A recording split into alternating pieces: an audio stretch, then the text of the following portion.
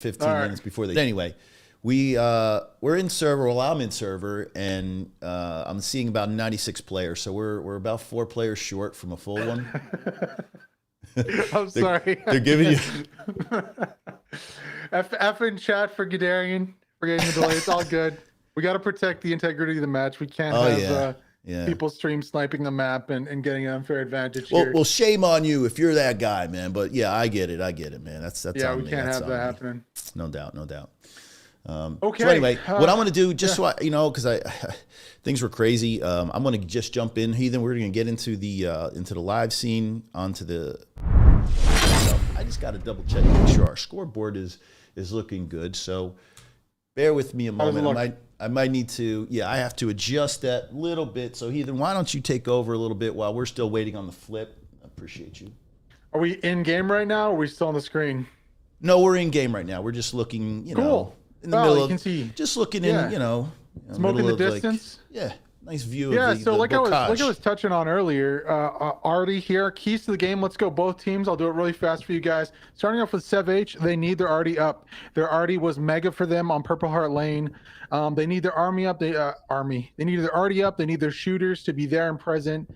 They need to have some kind of X factor this week. If they just do what they've been doing all season, it's not going to work against TL. We need to see new strategies, new plays, new ways of thinking from their overall strategy, and also their infantry needs to play better. Let's be honest. Their infantry needs to have the best game of their lives right now. Their tanks need to be less aggressive. They have decent tankers. They just need to not be rushing in. With time and time again, I've seen this. I remember against the 5. I've seen this against other teams. Just the Sev H using their tanks way too aggressively without infantry support and losing them fairly fast. So they need to play more conservative with the tanks. If they're going to play aggressively, make sure that there's infantry supporting the tanks, so that at least if something goes wrong, there can be some kind of maybe some AT to back them up. In terms of strategy, yeah, you got, again, X factor. You got to do something to knock TL off their comfort zone, right? So if that's a new strategy they've been working on all week, I don't know about that. We'll see what they have in game. As far as TL is concerned, they need to just do what they're doing. They've been doing all season so far. Good combined arms gameplay, good tank gameplay, not too aggressive with the tanks, but aggressive when needed. If they need to secure something, they need tanks there to help them support them. Their strategy has been solid all year. You can't fault them for that at all. I don't know what they've been doing coming into this match. It's been a little bit of time since both these teams played, not only TL, but BST2 501 it's going to be even worse for them because they've had such a long break. Yeah. So we'll see if they're good to go off the bat here. My guess is off the start you're going to see maybe TL a little rusty off the start and maybe get surprised by something from Sev H. But I think TL is going to settle into this game pretty comfortably and come back at Sev H. I mean, really, it's David versus Goliath right here. David being Sev H and the Goliath being TL here. Like you alluded to, TL is the best team, if not tied for the best in NA. We don't have teams, unfortunately, in the tournament. Some other teams for an NA that are looking very competitive, kind of like core style teams. The Gary's OnlyFans is one that comes to mind. They're very much trying to style their team after core and their gameplay and look for really meta gameplay styles and strategies to win the game. So it'd be interesting if we get them into the next season there, HPL, to compete. But alas, this season there's only a few more teams left, and next week, depending on who wins this game, is going to be playing against BST2 501. Now BST2 501, like you said, they haven't played for a long time. So it's going to be interesting to see how they come into that game with having a couple weeks off almost without competitive play, at least at the level. How much time have they had to scrimmage, right? Like who are they scrimmaging? Stuff like that's important. You got to keep your best players sharp. Yeah, for sure. And they have had some time to scrimmage. And I'm going to go check right now on the Hilo Discord, because I think BST2501 did lose a 5-0. They lost a 5-0 last week, I believe. I can't exactly remember who they were playing off the top of my head. Let me see. They were playing ARC. So the French team ARC who was featured in the Fives win over 116th. Many members of ARC are in that coalition of the five. So BST2 501 lost 5-0 to them. So yeah, that was the 9th. So last weekend, BST2 played last Sunday, and they lost 5-0 in 84 minutes on SMDM. Yeah. So yeah. they also played PZL, which is I believe a second division Russian team, and won 5-0 at today. Actually, that was today. So the second division, take that with a grain of salt there. PZL, sorry, from Russia, not a second division German team. What am I saying? But definitely not a high caliber team such as the likes of Core or TL. I'd say PZL are more like even like a Sev H in terms of the level that they're playing at. But you know what? This is Hell Let Loose Premier League. Anything can happen, and one or two good artillery rounds off the start can give that first point over to the other team. We've seen it happen in the HPL this season so far, so you can't discount anything. Oh, absolutely. Because, I mean, I'm just once the initial push comes out, we're gonna have an idea of where Sturm fits. I mean, you can't even stress how important a great start is. I mean, you're already an underdog. Let's face it, they're the dog, and they have to have like the best game of their entire season today. Their lives. Honestly, I think this is a harder test because even though BST2 did win the North American division on points, TL, I wouldn't say smashed them, but they won. TL won the games against BST2 501, and TL plays a distinctly different style of Hell Let Loose than a team like BST2. That Spanish team will grind you down over time, and in some of the games, they could have won much earlier. I didn't even think they were taking advantage of the opportunities they had, whereas TL will take advantage of those opportunities. And they will grind you down much faster. So it's going to have to be fast here for Sev H. They're going to have to do something crazy off the start, get some luck, and maybe get that first point, and maybe look to turtle then and hold out for the match if they can. I think that's how they would take it if they do win this one. Yeah. I wouldn't even press my luck. I would just be so thrilled to get the midpoint and just, just keep your tanks up, like you said, keep the already online, and just have these infantry play the game of their lives, basically. Yeah, I agree. Totally agree with you there. How are we looking in the game here? What's going on with the teams? Why isn't the map flipped yet? That's a wonderful idea. I don't know. We're just sitting here. We're sitting at 97 players. We see this is what we need in the booth. We need a referee to sit in there with us and just say, hey, I'm in touch with both team captains, and we're ready to flip. 5 minutes or something. Give us something, because we're just freestyling over here, trying to make things up, trying to keep it interesting.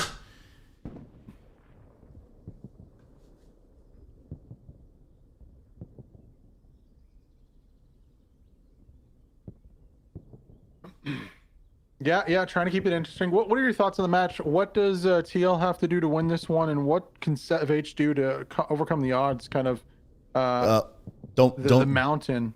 For the line, what they need to do is just play their game, not be overly aggressive. Don't underestimate your opponent and get sloppy and do things that are uncharacteristic. I think if they laziness. just stick to the game plan, and these guys, they take this very seriously. They're professional at what they do. I just don't. I would be very surprised. I would like to see Sturm play a very tough, competitive match. I mean, I pull for the dog all the time. But more importantly, I hope for just a very competitive, highly skilled match.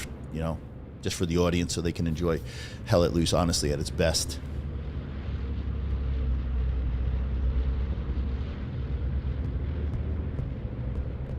Well, it's going to be at its best, at least Sturm Elite being one of the top teams out of Brazil there.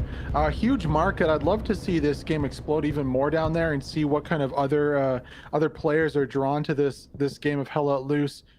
There's a bunch of actually teams from Brazil, so I wouldn't be surprised if we got some more entries next season into the HPL. I mean, I know teams like 101st Airborne down there, 49th Infantry Division, Zob. You got CF.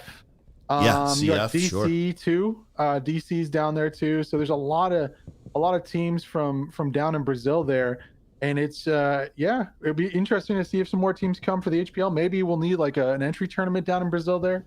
Yeah, that would be awesome. Honestly, I would love, to have an America's League and a Euro League, and just maybe have like a qualifier for the Premier League. Like, the possibilities are really endless. I mean, as long as this game continues to grow, which we all know because of the acquisition by Team 17. Yeah, that's going to be a big deal. Millions of dollars. Yeah, you want to talk about what the deal is? I mean, do you know much about it?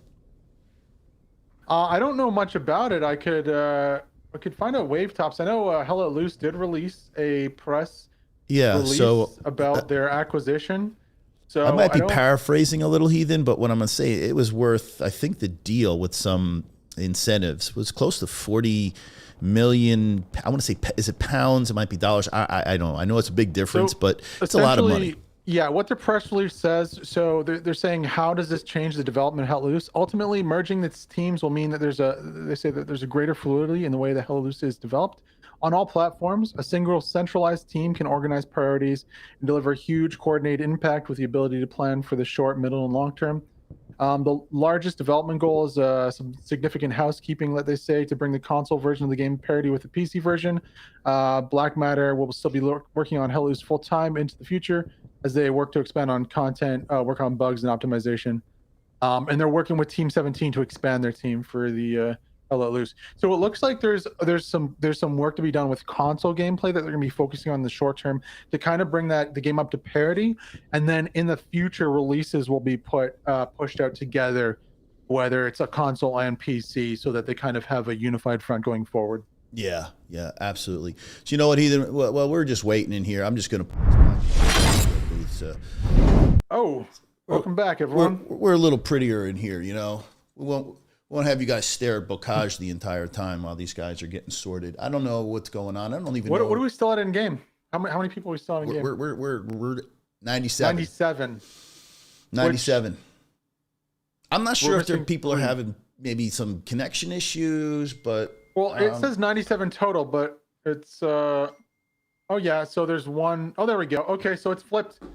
I guess we can go back into map now, or we can talk in here. There we go. Yeah, exactly. That was right. what it was. You just needed to hop out of the casting booth and it would start right away.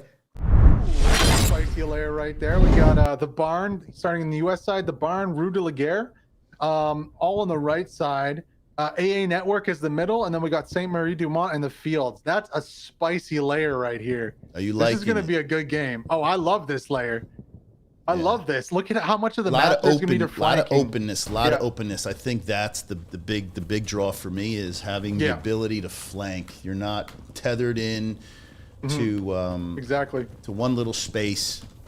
So anyway, so it's going to be all about the flanks. Like there's not a lot of space on the edge of the map to push and flank. All the flanks are going to be done wide around the other side of the map here.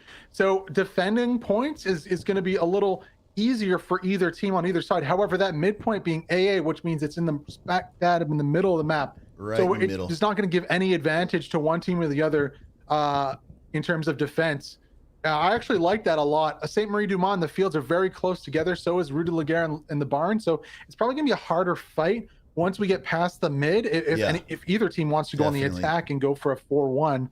But I think this will provide a very nice start here for us. We can see, obviously, are we in game now? Or are we still in the booth, by the way? No, we're in game. We're in game right now. Cool. Yeah, we can see right here, SevH getting started up on the Arty, building nodes, getting their tankers ready to go, dropping supplies.